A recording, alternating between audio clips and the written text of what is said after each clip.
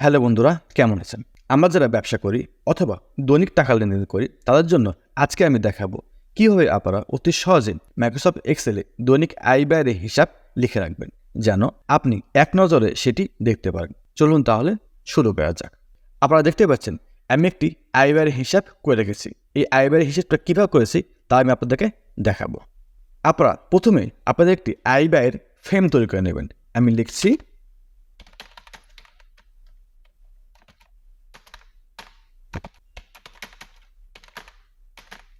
দৈনিক আয় ব্যয়ের হিসাব।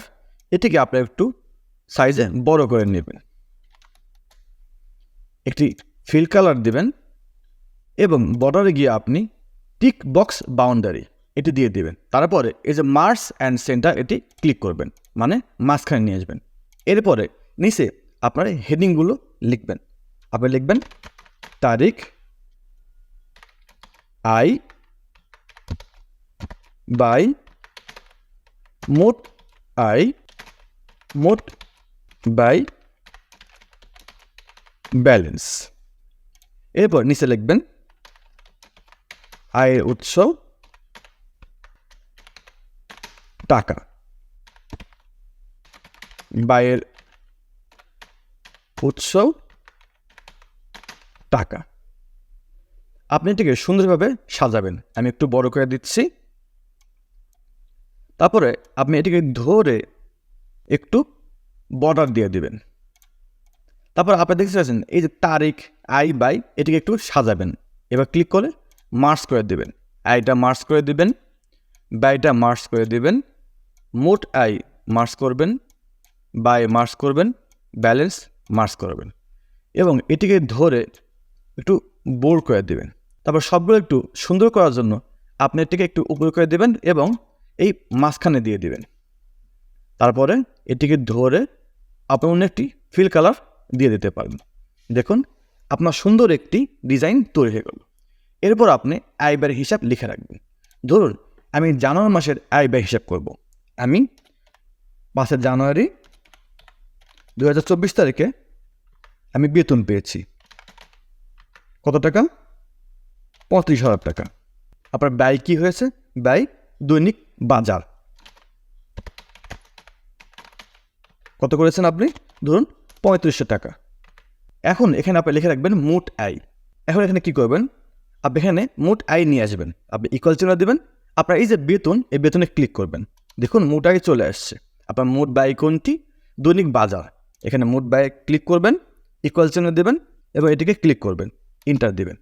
এবার আপনি বের করবেন ব্যালেন্স। ব্যালেন্সে ক্লিক করবেন, করার পর আপনি ইকুয়াল চিহ্ন দেবেন, মোট আয় ক্লিক করবেন, মাইনাস দেবেন মোট ব্যয়, ইন্টার দেবেন। দেখুন আপনার ব্যালেন্স চলে আসছে। এরপরে ধরুন আপনার পরবর্তীতে কোনো আয় রয়েছে। এখানে আপনি 7 জানুয়ারি 2024 মাছ বিক্রয়।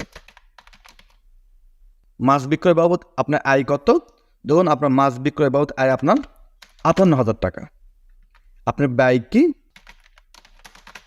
গাড়ি ভাড়া। গাড়ি ভাড়া কত? ধরুন আপনার 14,500 টাকা। আপনি এই যে আয়, ব্যয় এবং ব্যালেন্স আপনি যদি এটিকে ধরে নিচে ড্র্যাগ করে নামিয়ে দিন, তাহলে আপনার আয়, ব্যয়ের ব্যালেন্স চলে আসবে। কিন্তু এই আয় এবং ব্যয়ের ব্যালেন্সটা শুধুমাত্র এই দুই রোডটা চলে আসছে।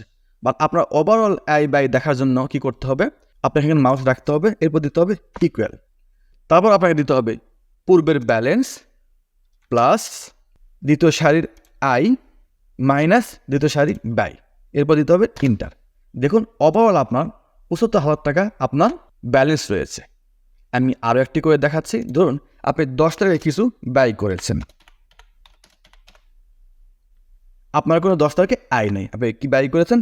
আপনি মাছের খাবার কিনেছেন।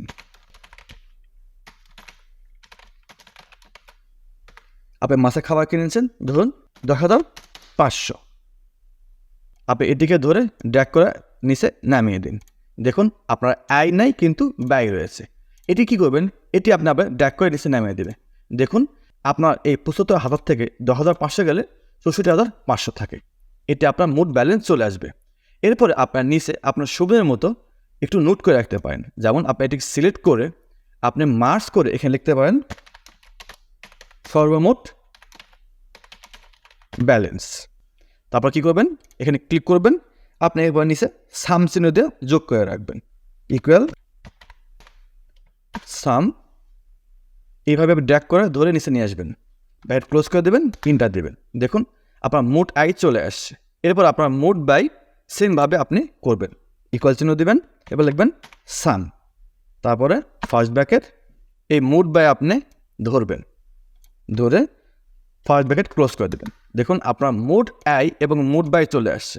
এরপর সেমভাবে আপনি ব্যালেন্স কত রাখবেন, আপনি ব্যালেন্স রাখার জন্য ইকুয়াল চিহ্ন দিবেন, এরপরে মোট আয় ক্লিক করবেন, মাইনাস দেবেন, মোট ব্যয়ে ক্লিক করবেন, আপনি ইন্টার দেবেন।